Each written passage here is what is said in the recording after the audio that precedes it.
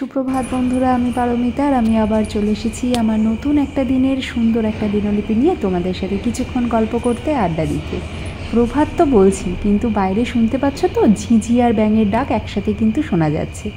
ব্যাঙ্গালোরে প্রচণ্ড পরিমাণে বৃষ্টি হচ্ছে, যার ফলে ব্লগ করতে একদম ইচ্ছা করছে না। শুধু ব্লগ বলি কেন বলো তো, কিছুই করতে ইচ্ছা করছে না। আর অনেক দিন পরে আবার ভোরবেলা থেকে ব্লগটা শুরু করেছি। দেখো, সবাই আস্তে আস্তে যে যার কাজে বেরিয়ে পড়ছে।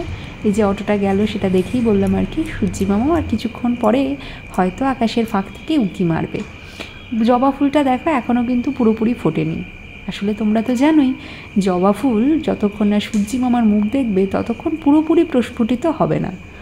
নয়নতারারাও কি সুন্দর ফুটে উঠেছে, আর সূর্যি মামাকে না দেখে মনটা ঠিক যাচ্ছে না, যার ফলে কোনো কাজকর্ম করতে একদম ইচ্ছা করছে না। যাই হোক, সকাল সকাল ব্রেকফাস্টটা করে নিয়ে চলে এসেছি লাঞ্চের প্রিপারেশন নিতে। আজকে বানাবো নবরত্ন কোরমা, খুব সহজ পদ্ধতিতে। সেটাই তোমাদের সাথে ভেবেছি শেয়ার করে নেব। তাহলে চলো রান্নাটা শুরু করা যাক, আর সমস্ত ইনগ্রেডিয়েন্টসের ডিটেলস আমি স্ক্রিনের মধ্যে দিয়ে দেবো। দেখতেই পাচ্ছ, নবরত্ন কোরমার সমস্ত প্রিপারেশন কিন্তু করা হয়ে গেছে। তাহলে এবার রান্নাটা শুরু করা যাক। আর প্রত্যেক দিনের মতন রান্না করতে করতে যেরকম তোমাদের সাথে কিছুক্ষণ গল্প করি, দেরি না করে চলো ঝটপট নিজের মনের মধ্যে জমে থাকা কথাগুলো তোমাদের সাথে শেয়ার করে নিই। শয়তানি বুদ্ধিতে যার সাথে পেরে উঠবেন না, তাকে ঈশ্বরের হাতে ছেড়ে দেবেন। ঈশ্বরের শাস্তি আপনার কল্পনার চেয়েও ভয়াবহ। তোমাদের মনে প্রশ্ন আসবে, হঠাৎ কেন এই কথাগুলো বললাম? আসলে প্রত্যেক দিনই আমাদেরকে লড়তে হয়।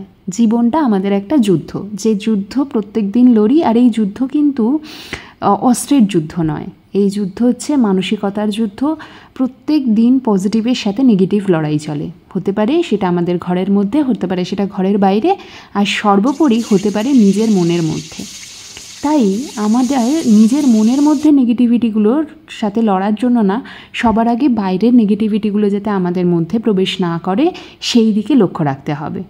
তাই এর একটাই উপায় হচ্ছে যে সমস্ত মানুষের সাথে দেখবে যে তোমার মেন্টালিটি ম্যাচ খাচ্ছে না, যারা তোমার মতন থিঙ্কিং প্রসেসের না, যারা সারাক্ষণ নেগেটিভ নিয়ে থাকতে ভালোবাসে, যাদের কাজই হচ্ছে অন্যকে নিচু করে নিজেকে বড় দেখানো, সেই সব মানুষদের থেকে একদম দূরে থাকো।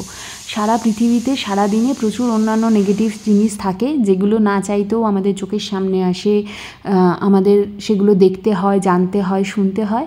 তার বাইরে নিজে যেচে পড়ে অন্য কোনো মানুষের নেগেটিভিটি নেয়ার কোনো মানেই হয় না।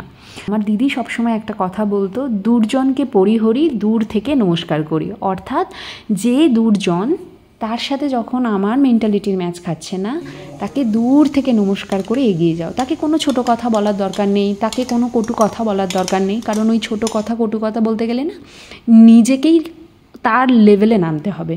তো সেটা তো আমরা পারবো না। তার লেভেলে কেন আমরা নিচে নেমে নিজেদের পজিটিভিটিটাকে নষ্ট করব? তার থেকে তাকে দূর থেকে নমস্কার করে এড়িয়ে যাওয়াটাই হচ্ছে বুদ্ধিমান মানুষের লক্ষ্য।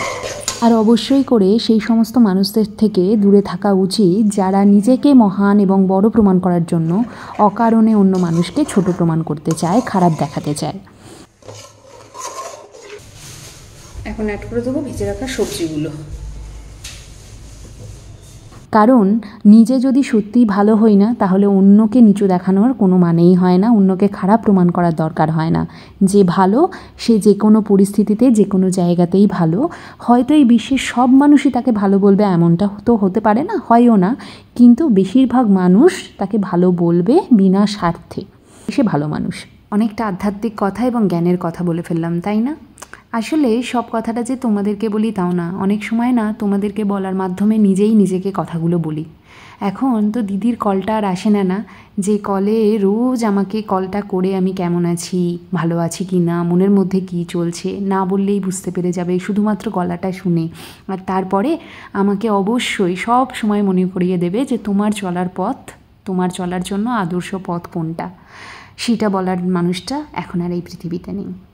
তাই তার দেওয়া শিক্ষাগুলো না তোমাদেরকে বলার মাধ্যমে নিজেই নিজেকে আরেকবার করে মনে করিয়ে দিই যে আমার আসল চলার পথ কোনটা। এটা ঘন হয়ে এলে উপর থেকে ঘি আর গরম মশলা ছড়িয়ে দিলেই আমাদের নবরত্ন কোরমা কিন্তু রেডি। সকালবেলায় যথারীতি আমি স্নানের আগে তোমাদেরকে দেখিয়েছি যে আমি পনিরের নবরত্ন কোরমা বানিয়েছি, সেটা বানানো হয়ে গেছে। আর এখন লুচি, পুজো টুজো সেরে লুচি বানাতে চলে এসেছি। এখন হবে লুচি বানানো। তাহলে চলো দিনটা যেরকমভাবে এগোচ্ছে সেরকমভাবেই তোমাদের সাথে শেয়ার করছি। তাহলে চলো লুচিগুলো বানিয়ে ফেলি। আমি কয়েকটা বেলে নিয়েছি, এবার ভাজবো। লুচি ভাজা শুরু করেছি। আজকে প্রথমবার আমি একা হাতে লুচিগুলো বানাচ্ছিলাম, কারণ অভিজিতের অফিসের একটু কাজ ছিল, কাজ করছিল। প্রথম লুচিটা ভাবলাম ফুলকো লুচি হবে, বাট সেটা হলো না। যদিও এইরকম পাঁপড় ভাজা টাইপের লুচিগুলো আমার খুব ভালো লাগে খেতে, কিন্তু তারপর থেকে না অনেকগুলো পুরো ফুলকো ফুলকো লুচি হয়েছে। আসলে এটাই হচ্ছে ব্যাপার, আমরা কেউই তো পারফেক্ট নই, অনেক কিছু ইমপারফেকশন নিয়ে আমরা একজন প্রকৃত মানুষ হয়ে উঠি। তাই সেই সমস্ত ইমপারফেকশনগুলোকে মেনে নিয়ে সেগুলোকে ঠিক করার চেষ্টা করতে হবে।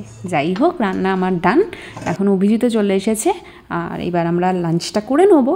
এই যে লুচি সাজিয়ে নিচ্ছি, আর তার সাথে এই আমার ফাইনাল নবরত্ন কোরমার লুক, যেটা তোমাদের সাথে তখন শেয়ার করা হয়নি। এই হচ্ছে আজকে আমাদের দুপুরের লাঞ্চ। কারণ আজকে নিরামিষ, আমরা ভাত টাত কিছু খাচ্ছি না। লুচি, নবরত্ন কোরমা আর মিষ্টি। মিষ্টিটা কিন্তু ঠাকুরের প্রসাদী। তো চলো আমরা টেবিলে নিয়ে নিই।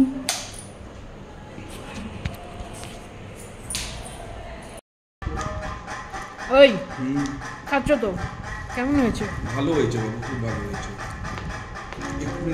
সত্যি ভালো হয়েছে? হ্যাঁ বাবু, ভালো হয়েছে। লাঞ্চ করতে করতেই বৃষ্টি শুরু হয়ে গেছে। সকাল থেকে ভাবলাম কি এবার উনি একটু ধরা দিয়েছেন, কিন্তু না, উনি আবার এসে হাজির। আর এই করতে করতেই যথারীতি সন্ধ্যেও চলে এলো। আর আজকে ব্লগটাকে আর বেশি এগোতে ইচ্ছা করছে না, আজকে ব্লগটা এখানেই শেষ করছি। যদি আমার ব্লগটা ভালো লেগে থাকে তাহলে অবশ্যই একটা লাইক করো, খুব ভালো লেগে থাকলে বন্ধুবান্ধব রিলেটিভসদের সাথে শেয়ার করো, আর কমেন্ট করে অবশ্যই জানাতে ভুলো না আমাদের ব্লগগুলো তোমাদের কেমন লাগছে। নতুন বন্ধুরা চ্যানেলটিকে অবশ্যই সাবস্ক্রাইব করে দিও, পাশে থাকা বেল আইকনটাকে প্রেস করতে ভুলো না, তাহলে আমাদের আপকামিং সমস্ত ভিডিও নোটিফিকেশনস তোমরা পেয়ে যাবে। আর ফেসবুক থেকে যদি ব্লগটা দেখে থাকো তাহলে অবশ্যই আমার পেজটিকে ফলো করে দিও। আজকের মতন এই পর্যন্তই। সবাই ভালো থেকো, সবাইকে ভালো রেখো, সবার আগে নিজেরা ভালো থেকো, কারণ নিজেরা ভালো থাকলে তবেই সবাইকে ভালো রাখা সম্ভব। আজ তাহলে আসি, দেখা হবে খুব শিগগিরই নতুন আরেকটা দিনের নতুন আরেকটা ব্লগ নিয়ে।